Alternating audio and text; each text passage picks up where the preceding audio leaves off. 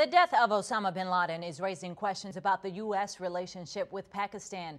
The terror was found in a compound not far from Pakistan's army base. And now Pakistani leaders are accusing the U.S. of killing bin Laden in cold blood and saying if we tried something like that again, there would be disastrous consequences. All this from a country that receives billions in U.S. aid. Our D.C. insider and political commentator Armstrong Williams joins us this morning via Skype for this week's Washington Wrap. Good morning, Armstrong.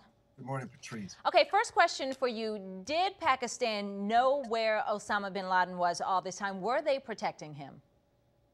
They knew where he was, yes.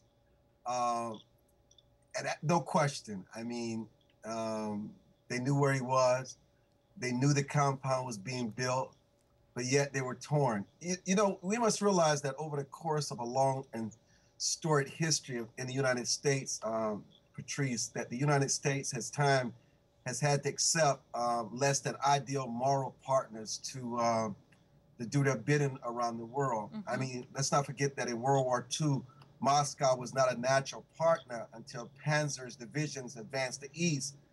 And though not an ideal partner, it's very real existential, that threat posed by an expanding Nazi regime.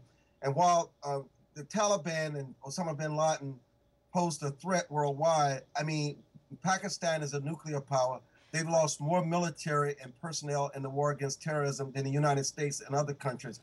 And yet they were torn because obviously they have to play both sides because they don't want more destruction, more terrorist cells detonate their country. So they're in a catch-22. There's no doubt in my mind that we will never know the truth, but there's no question that the Pakistani government, some of them knew, even the generals, that the United States were coming in with the Navy SEALs. They knew to turn a blind eye.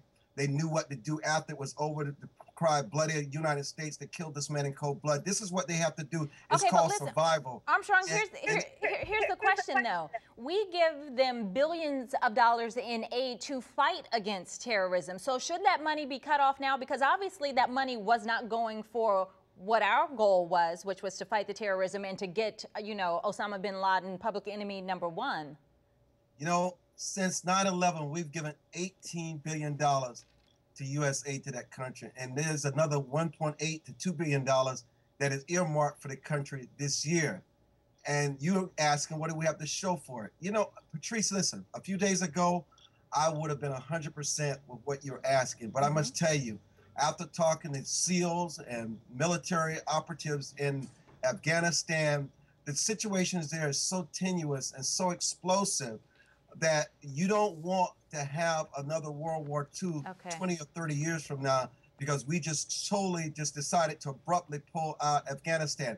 While I agree that we should cut back on some of the personnel and some of our soldiers, I think we should leave it to the military to make the decisions about when we should leave. Remember, it was the president. Armstrong, I got to cut you off there. I'm so sorry. I know we could talk about this forever. This is an ongoing debate. That led to the fact that the United States was successful in this operation of killing Osama bin Laden. So sometimes, even against our better judgment, because it's based on what we see and hear, we've got to trust those who are on the ground to operate in our best interest in the long run, not in the short run. All right, we'll leave it there. Armstrong, thank you so much.